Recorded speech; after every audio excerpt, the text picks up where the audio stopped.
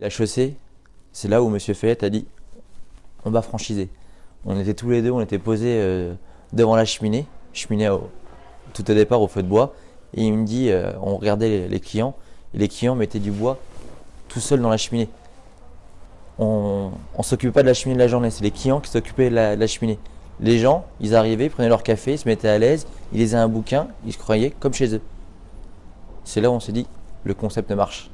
Ça va devenir Fayette.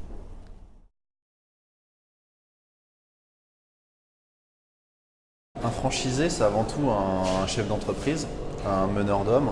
Il doit avoir beaucoup de qualités puisqu'il doit avoir un sens du contact, ça doit être avant tout un bon commerçant.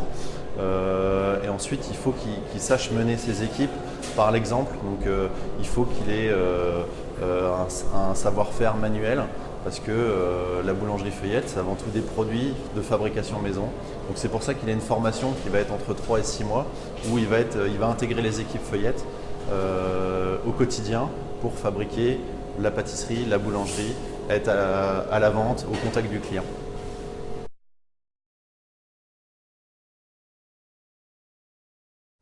Alors il y a quelques étapes pour devenir franchisé. D'abord, on se rencontre, on discute, on parle du concept.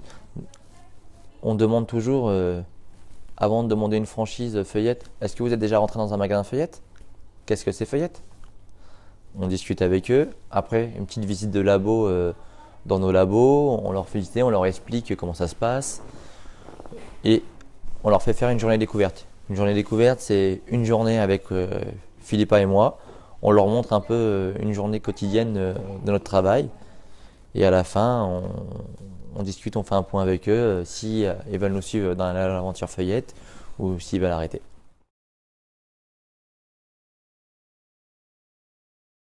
La formation de base est de 3 mois au contact des formateurs.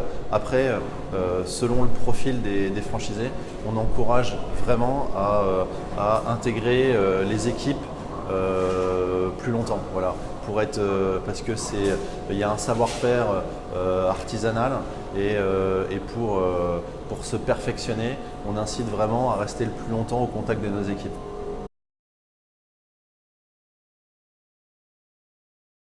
Après la formation, l'ouverture de la boutique du franchisé, on vous accompagne une semaine avant l'ouverture, une semaine après.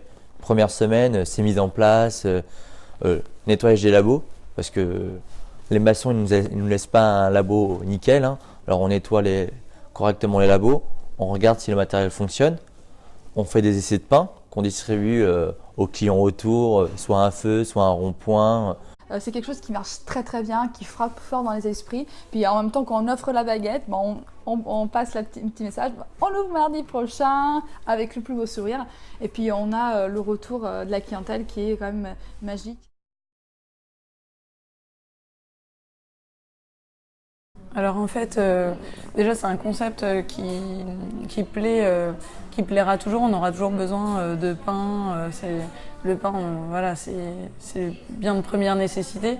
Et puis aussi, on a un concept qui colle bien aux évolutions de la société. On a de moins en moins de temps pour manger le midi. Au lieu d'aller à la Saint-Valentin par exemple, d'aller au restaurant parce que les budgets se rétrécissent, en fait maintenant nos clients ils viennent chez nous chercher le petit dessert, le petit macaron qui fait plaisir et qui nécessitera un moins gros panier moyen mais qui fera autant plaisir. Donc c'est un concept actuel et qui plaît à un maximum de personnes et de budget en fait.